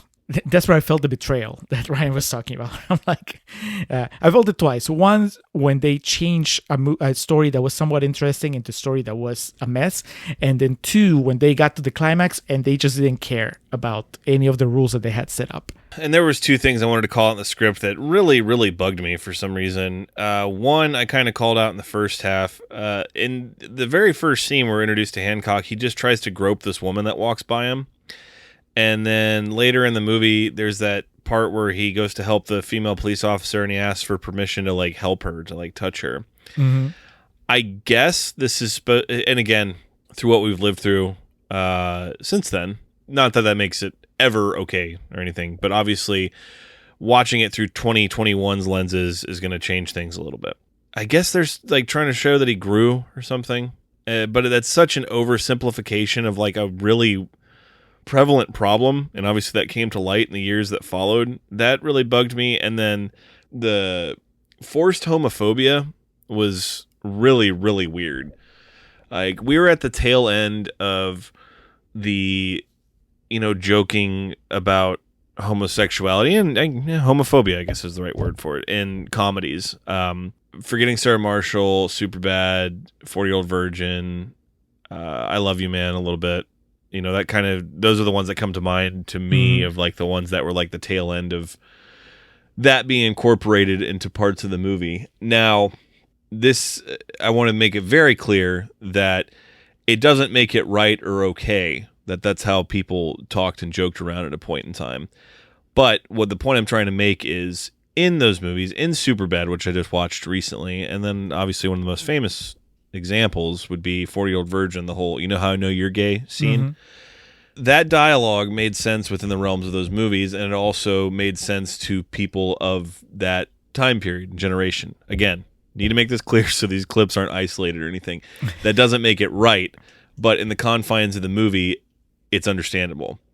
In this, they just forced in several moments of intense homophobia that did not go at all with the flow of the movie and just really made no sense, to the point where the only thing I could come up with was it was like insisted by the director or the studio or something that this is put in there, or I guess it just was in the script originally just for a cheap laugh or something. Specifically the opening scene where he sees the three guys and he's like, three guys together listening to dance music, hey, whatever. It's just like, okay. And then later when Jason Bateman's showing him like different superheroes, he keeps calling each of them homos. And it really seemed like whoever wrote this knew they were at the tail end of being able to get that in scripts and just like forced it in there for no reason. I don't know. It's like, again, one less time, guys. Yeah. And you know, the movies I named, works is a weird term, but it at least makes sense within the confines of those. Here, it just really felt unnecessary and mean-spirited. That's what I'm trying to say. It really felt like a lot of the dialogue and what happens in this movie just really felt mean-spirited. And we always talk about in these movies that we do, if they're 40 years old or 4 years old, we always say, well, at that time, but what we also bring up too is it's just impossible to not watch movies through 2021's lenses. That's where we are right now. So seeing that, I guarantee that's not something I called out when I screened this in 2008, but it's one of the main things that I walked away from just sticking with me. It did not seem that was included for any other reason than just to be nasty. Yeah, but I think that it's also, it could be just a remnant from what the original script was like, and I think that's true too. A different, problem, another problem that the movie has, because you're saying that, like, yeah, all those other movies, those other examples, like, it felt like that made sense within the movie, and here it doesn't. But partly it's because I think this movie is so all over the place about what kind of movie it is. Is it like a satire about superhero genre? Is it a critique of the superhero genre? Is it a dark comedy? Is it a serious drama? Is it a middle finger to us, the viewer? That's definitely what it is. But, there's long stretches of the movie where it's just not even trying to be funny, especially towards the end. But there's also this attempt at making Hancock lovable, even though he's also supposed to be kind of like a really gross character. And I think that that's the dissonance that you feel, and I felt it too, where, sometimes you feel like he's going too far, but that's because the movie we ended up with was the PG-13 version of a much darker script. And so I think if your movie is about Hancock being just openly homophobic and part of the story is addressing that, he has to be a worse person than the movie ends up selling it to you. Here it's just, his turn is so quick. Like, like he tries to grope up a woman, he makes homophobic jokes, and then one montage later, he's like thanking every cop for their help and asking a woman if he has her permission to touch her, and just not making any crass jokes anymore. And it was like, so that's not what the movie was about then? Was it not about this really crude person turning into a better person by his friend? Clearly not, because halfway through the movie it becomes something else. But I think that's something that maybe hopefully made sense in the original version of the story, and then it just got lost once they, let's say, developed it to death. But no, more like audience tested it to death, maybe. I don't know. When you were going over just the the beat by beat what the plot is supposed to be. I was just realizing it's like the fucking nerve this movie had to come out the same year as The Wrestler, which is like a very similar story of, not a legitimate superhero. But that movie, though, really shows what it's like to learn these life lessons and be stuck with this. So, well, but that's because he's a real character. Like Randy the Ram is a real, like, it feels like a complex person with, you understand why he's doing what he's doing. Like, you never understand why Hancock is doing what he's doing. I don't know why he bothers saving people. Wrapping it up, as I already mentioned, that didn't really stop people from going. I've never been in someone's home who owned this movie, and I would prefer to keep it that way. But a lot of people went and saw this. Worldwide gross, just a shade under 630 million, making it number 4 of the top 5 box office attractions of the year 2008. Call me an asshole. One more time. I don't know that I put this at the very bottom of our Contrarians totem pole. I was very fired up. I was thinking about it. Showgirls, that scene in particular we called out when we watched it, that makes me mad. I don't know if that movie as a whole makes me as angry as Hancock. I still feel like Geely is so bad that I was able to laugh at it at points. Mm-hmm. But Battlefield Earth and Showgirls, I would have to really rethink that claim. Because isn't Battlefield Earth like 2 hours long? That's a big one. Yeah. So Hancock has a short runtime, and it has Jason Bateman, and it has, I guess, the germ of a good idea, which actually kind of makes it even hurt more when it goes so badly off the rails. I mean, I would never watch this again if I didn't know the people involved. Like, I would just swear off watching anything by them again. But thankfully, they all see have very bad careers. things. So yeah. No, and okay. So we haven't really talked much about Peter Berg yet, but I didn't think this was directed well. Obviously, I mean, I always say, ultimately the director is where the responsibility lies, because he's the director, he or she. The director's the director. I mean, unless you're talking about like a very specific circumstance, like After Earth, where clearly Will Smith was calling the shots as much as Shyamalan was, if not more. And that could have happened here also, that what we're seeing is more Will Smith than Peter Berg. But there are some Peter Bergisms, Peter Bergerisms, I don't know how, that I felt I recognized. Because I know Peter Berg mostly from action stuff, like The Kingdom is a movie that I like of his, with Jamie Foxx, Jason Bateman's in it too. And he directed several episodes of The Leftovers, which I really like. This is one of my favorite shows ever. And I'm pretty sure I've seen like a couple other things. He's done some really bad movies too. He did Battleship, which is Lone Survivor, which I did not care for. Yeah, but he has a style, and I don't think that style lends itself for comedy. There were a lot of close-ups in this movie, in Hancock, that I was like, can you pull back, please?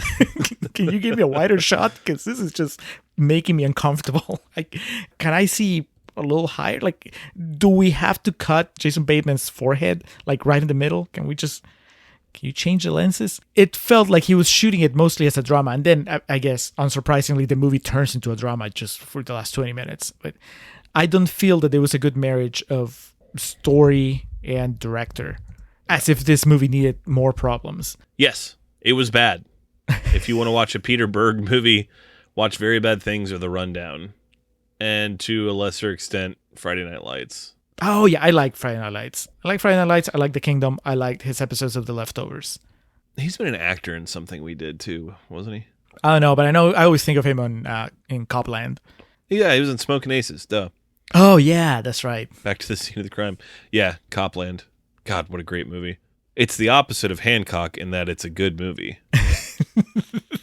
and it comes together in a way that Hancock never does. No. F. I don't F minus isn't a thing. This is an F that the only credit you got for it was you wrote your name on the piece of paper. That's what this is. If the last 20 minutes hadn't actually made me angry, I'd probably give it like a star and a half. But it's so rare for me to get this worked up that I think I'm going to give it half a star. Because as much as I've tried to kind of, have a somewhat civil analysis of what was going on, I have to ultimately just default to the whole like fuck this movie. It became a very unpleasant experience towards the end, and it made me mad that it wasted my time, that it wasted the time of everybody else that was involved. So yeah, half a star. It's a terrible movie. Don't watch it. It's not even worth it for the few times that Jason Bateman could make you laugh. Absolutely. There's plenty of other things with Jason Bateman you could watch. There's plenty of other things with Jason Bateman. There's plenty of other things with Will Smith, Charlize Theron that you could watch. Even fucking, what's the bad guy's name? Eddie Marsan. He was one of the dwarves in Snow White and the Huntsman. Watch that movie. It's better than this. Charlize Theron's in it too. Oh my God, she is. Yes, and she's much better than that. My final verdict on Hancock is watch Snow White and the Huntsman. It's a fun movie. Well, Julio, you had me worried. I'm glad we agreed. Ryan, we hope we hit all the points that you would have. I know you and I had some conversation back and forth about it. And yeah, it's not good. So the hope is we move on to something that is. Julio, what's next? So we're jumping into the unknown, Alex, because we have another multiple of 10 episode coming up, not right away, but following. So for episode 140, we're finally going to tackle a gray area movie that we brought up time and again on the show, and that is the Michael Bay masterpiece, Pain and Gain. Hell yeah. But before we get there, we have one last rotten slot to fill. And because Pain and Gain, whether you like it or not, you can't deny that it's a manly movie. It's a testosterone fueled movie directed by a testosterone fueled filmmaker. So we figured, for contrast, how about like, what if the previous episode is a movie directed by a woman? So we looked through our list of movies and we landed on In the Cut, directed by Jane Campion, who you might have heard, Alex, made that movie with Rogue, The Piano, a long time ago. Mm-hmm. That's what I know her the most from. I know she's done a lot of other stuff since then, but I know her mostly from that.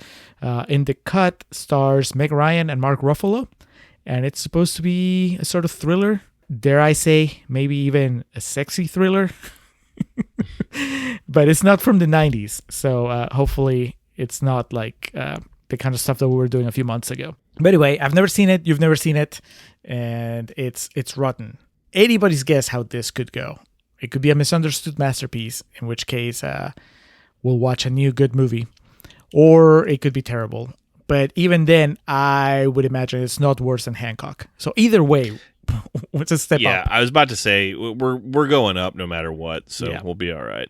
All right, well, that closes out this episode. I want to move into perennial plugs, as we like to do here at the end. Starting off by thanking the Festive Years, who provide our opening and closing tracks. They kick us off with Last Stand, take us home with Summer of 99. Be sure to head over to thefestiveyears.com for any and all Festive Years needs. Our logo was designed by our friend and fellow podcaster Hans Rothiser. Hans is a very talented guy, as you can tell from not just our logo, but all the graphics that he made for our webpage, for our Patreon page, for our upcoming merch. He has a website, mildemonios.pe, mildemonios.pe, where you can find links to all his works. That includes his zombie novels and also his podcasts. He has Nación Combi, which is about Peruvian current affairs. And he also has Marginal, which is about economy. As far as his novels, well, Hans has a new one out, which is sort of a fake Peruvian history textbook. The fake part has to do with zombies being inserted all throughout Peruvian history. And I actually helped write one of the chapters. Thank you, Hans, for all your support. And lastly, we'd like to thank Zoe Perez, the guru of our social media game. If you haven't already, be sure to go to facebook.com/Contrarian Prime. Give us a like. If you have Instagram, we're on there too, @Contrarian Prime. Zoe helps create some cool videos for our Facebook account and interactive graphics, audio clips, videos for our Instagram account as well. Makes our shit look sharp, and we appreciate it, Zoe. Keep up the good work. So with all that being said, that is going to do it for this episode of The Contrarians, where we're right and you're wrong, and we will catch you next time.